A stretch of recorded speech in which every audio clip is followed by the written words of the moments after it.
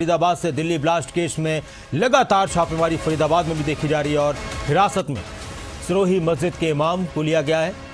इमामुद्दीन को हिरासत में लिया गया है। फरीदाबाद क्राइम ब्रांच की टीम की ये कार्रवाई और लगातार पूछताछ चल रही है। पहले भी 2 बार पूछताछ हो चुकी है इमाम से। इससे पहले स्पेशल सेल ने पूछताछ की थी और एक बार फिर से अब फरीदाबाद क्राइम ब्रांच की टीम ने कार्रवाई की है। इमाम को हिरासत में लिया गया, उनसे पूछताछ की गई है, पूछताछ की जाएगी। इससे पहले भी इमाम से पूछताछ हो चुकी है। दिल्ली ब्लास्ट मामला और उसके तार जुड़ते हुए फरीदाबाद की अल फलाह यूनिवर्सिटी से और साथ ही जो धौज गांव है जहां पर यूनिवर्सिटी मौजूद है, लगातार अलग अलग जगहों पर छापेमारी की जा रही है। दिल्ली ब्लास्ट को लेकर जांच एजेंसियों की जांच में तेजी आ चुकी है।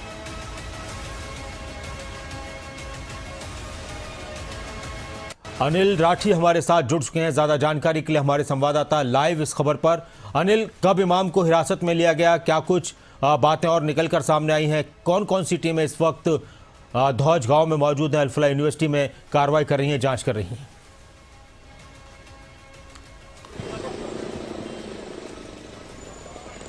जी बिल्कुल नासिर, देखिए जिस तरीके से लगातार जांच एजेंसियां जो है वो सीधे अल फलाह यूनिवर्सिटी पहुंचती जा रही हैं, एक के बाद एक तमाम जांच एजेंसियां जो है वो धीरे धीरे यहां पे पहुंच रही हैं। और इसी कड़ी में आज जो सिरोही गांव की मस्जिद है उसके इमाम जो है इमामुद्दीन को फरीदाबाद की क्राइम ब्रांच पुलिस ने जो है वो पूछताछ के लिए हिरासत में ले गई है। अभी कुछ ही देर पहले जो है वो इमामुद्दीन को उनके ही मस्जिद के स्थित जो आवास है वहां से जो है वो हिरासत में लिया है। और क्योंकि कहीं ना कहीं संदेह के घेरे में है इमामुद्दीन और पहले भी 2 बार जो है वो चाहे दिल्ली जांच एजेंसी एनआईए की बात हो या फिर स्पेशल सेल की बात हो, दोनों ही जो है वो 2 बार इससे पहले उनको जो है वो हिरासत में ले जा चुकी हैं। क्योंकि जिस तरीके से हम लगातार एक बात कह रहे हैं कि जो भी टारगेट, जिस पे भी टारगेट जांच एजेंसियों का है और जिसकी भी इन्वॉल्वमेंट इन लोगों के साथ है, क्योंकि मुजम्मिल जो है वो लगातार इन इमाम के संपर्क में था, उनकी मस्जिद में जो है वो जाता आता था, तो कहीं ना कहीं स्वाभाविक है कि कुछ न कुछ ऐसे क्लू जांच एजेंसियों के पास जो है वो हाथ लगे हैं जिससे कि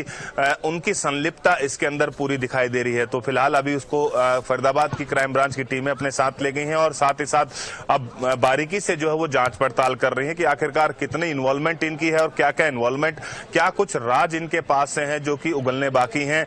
उन राजों की जो है वो जानकारी लेने के लिए जांच एजेंसियां तेज हो रही हैं। और जिस तरीके से लगातार इस पूरे घटनाक्रम को लेकर के बात करी जाए तो कहीं ना कहीं सीधे तौर पर तमाम जांच एजेंसियां उन लोगों को जो है वो सीधे तौर पर टारगेट कर रही हैं जिन लोगों की इसमें इन्वॉल्वमेंट हो, क्योंकि ये लोग बहला फुसला करके जो है वो चाहे जो है मुजम्मिल की बात हो या फिर तमाम उन उम्र की बात हो, ये लोग, इनका मोटिव ही ये रहता था कि लोगों को किस तरीके से अपने जाल में फंसाया जाए।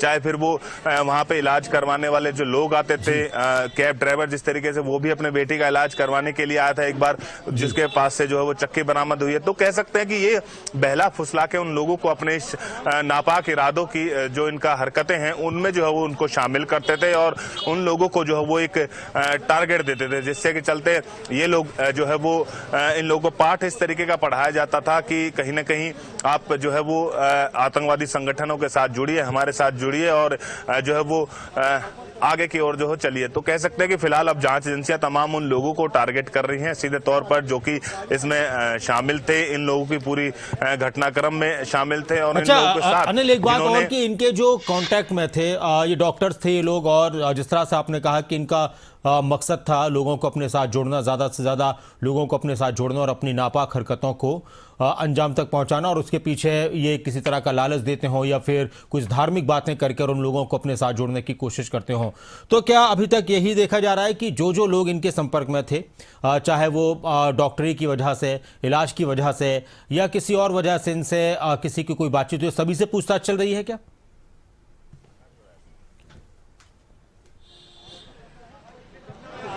बिल्कुल नासिर जी, देखिए जिस तरीके से मैं बता रहा हूं कि तमाम उन लोगों को टारगेट पे लिया, क्योंकि मुजम्मिल पुलिस की हिरासत में है और शाइना जो है वो हिरासत में है। इसके अलावा 18 डॉक्टर और भी जो सॉरी और भी जो हैं वो इस पूरे घटनाक्रम के अंदर शामिल थे। तो उन लोगों से जैसे जैसे राज उगलते जा रहे हैं, उन लोगों से जैसे जानकारी निकल करके सामने आ रही है, उसके हिसाब से जिसकी भी इन्वॉल्वमेंट निकल के आ रही है उसी की जो है वो उसको हिरासत में लिया जा रहा है, पूछताछ की जा रही है। उसके पश्चात यदि उसकी इन्वॉल्वमेंट ज्यादा इसके अंदर है, किस तरीके की इन्वॉल्वमेंट है, क्या कुछ उसमें संलिप्तता पाई जाती है, तो उसको जो है वो फिर उसकी गिरफ्तारी डाल दी जाती है। तो स्वाभाविक है कि उन तमाम लोगों को अब रडार पर लिया हुआ है जो इनके संपर्क में थे, क्योंकि कहीं ना कहीं ये लोग जो है वो उन लोगों को बहकाते थे।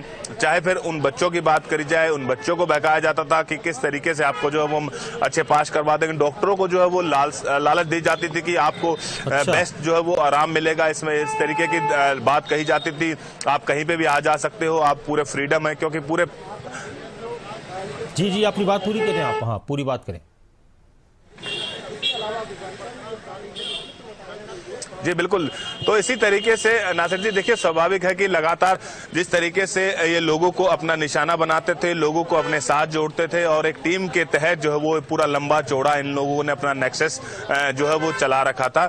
हालांकि फिलहाल अब जो है वो जांच एजेंसियों का शिकंजा तेज होता जा रहा है। हालांकि अब कुछ ही अभिभावक भी जो है वो यहाँ पे धीरे धीरे पहुंचना शुरू हो गए हैं और अब अभिभावक भी जो है वो खुल करके सामने आने की बात कर रहे हैं, क्योंकि कहीं ना कहीं डर सताने लगा इन लोगों को भी अपने बच्चों के भविष्य का। जी अच्छा, एक सवाल और है मेरा आपसे कि अभिभावकों का आपने जिक्र किया, बहुत सारे बच्चे यूनिवर्सिटी छोड़कर जा चुके हैं, कुछ को उनके माता पिता उनके अभिभावक लेकर जा रहे हैं। क्लासेस की अगर बात की जाए तो वो भी डिस्टर्ब हुई है यूनिवर्सिटी की। अभिभावकों की जो आपने बात की है तो किसी तरह की प्रतिक्रिया आई है? और एक खबर ये भी आ रही थी कि अभिभावकों की तरफ से प्रेस कॉन्फ्रेंस की जाएगी या कोई मीटिंग की जाएगी, इसके बारे में भी कोई जानकारी आपके पास हो तो दीजिए।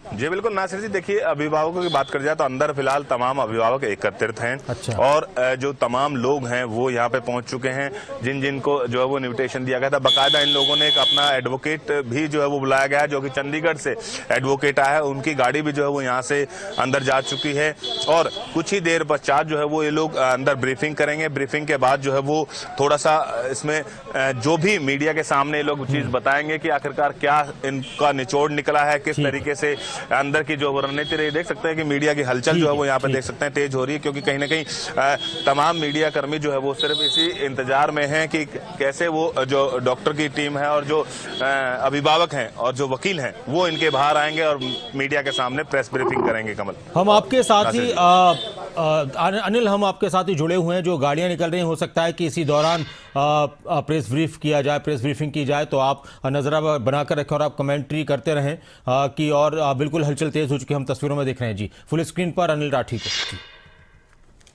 जी बिल्कुल, देखिए फिलहाल जिस तरीके से बिल्कुल नासिर, देखिए शायद ये जो ओपीडी का समय जो है वो इस समय खत्म हुआ है, क्योंकि अब डॉक्टरों की टीम, जो डॉक्टर यहाँ पे अमूमन देखा जाता था लगभग जो है वो 200-300 के आसपास जो ओपीडियां होती थी यहाँ पे, और 300 ओपीडीओं में से अब मात्र सिर्फ 15 से 20 ओपीडी ही जो है वो चल रही है, क्योंकि लगातार डॉक्टरों की कमी इस हॉस्पिटल के अंदर आ चुकी है, स्टूडेंट्स की कमी जो है वो इस हॉस्पिटल के अंदर आ चुकी है। तो स्वाभाविक है कि लगातार जिस तरीके से बच्चे भी देख सकते हैं कि ये लोग सब जो है वो अपने अपने घरों की ओर जो है वो जाते हुए दिखाई देंगे।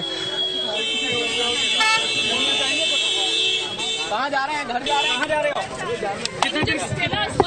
कितने दिन की छुट्टी हुई है? आप कुछ बोलना चाहेंगे?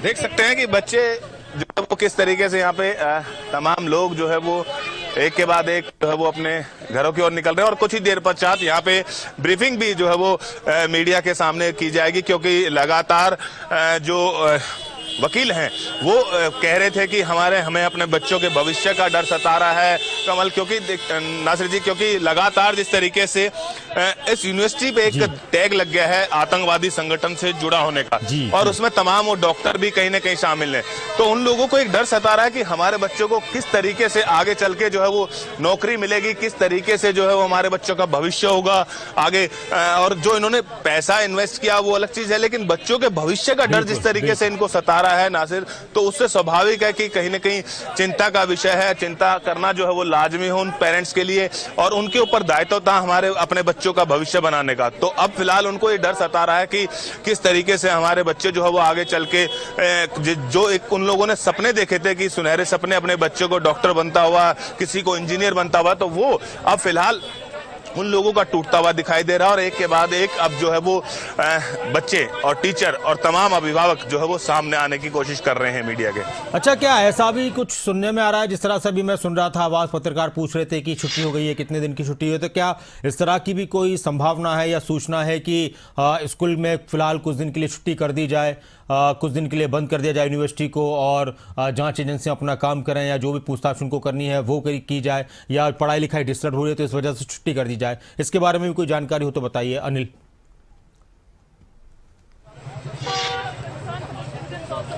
जी नासिर, देखिए जिस तरीके से मैं बता रहा हूं कि तमाम चीजों में कमी आई है यहाँ पे, और चाहे फिर वो स्टूडेंट्स की क्लासेस की बात हो, स्टूडेंट्स के जो पढ़ने के लेक्चरर की बात हो, टीचर्स की बात हो, यहाँ तक कि डॉक्टरों की बात हो, तमाम उन सब चीजों की जो है वो इस समय यहाँ पे कमी देखने को मिल रही है। जो पहले अमूमन जो ओपीडी है वो जिस तरीके से मैं बता रहा हूँ कि 350 के आसपास डॉक्टरों की टीम थी यहाँ पे, लेकिन अब वो सिर्फ 20 से 25 जो टीम है वो यहाँ पे पहुंच रही है। और देख सकते हैं कि एक के बाद एक अब लोग जो है वो यहाँ पे कम होते जा रहे हैं। बच्चे जो मैक्सिमम यहाँ से जो वो छोड़ के जा चुके हैं या फिर कुछ अपने घरों के लिए जा चुके हैं कि जब तक ये पूरा मामला शांत ना हो जाए, जब तक जो है वो हम लोग अपने घर पर रहेंगे। तो फिलहाल स्वाभाविक है कि इस पूरे घटनाक्रम के बाद सीधे तौर पर कई चीजें जो है वो इसमें यहाँ पे चेंज हुई हैं। बाकायदा मरीजों की भी संख्या जो है वो यहाँ पे नासिर जी चेंज हुई है, क्योंकि मरीज जो है वो लगातार यहाँ पे जो पहले उमन 2000 के आसपास एक दिन की ओपीडी होती थी, वो सिर्फ मात्र 250 से 300 लोग अब यहाँ पे पहुंच रहे हैं, क्योंकि काफी सुर्खियों में जो है पूरा मामला है। और सुर्खियों में आने के बावजूद स्वाभाविक है कि एक बड़ा चेंज इस यूनिवर्सिटी में आया है, जिस तरीके से ये जांच के दायरे में और लगातार जो जांच एजेंसियों की रडार पर ये एजेंसी है, इसके पश्चात से पूरे तरीके से इसमें चेंजमेंट यहाँ पे देखने को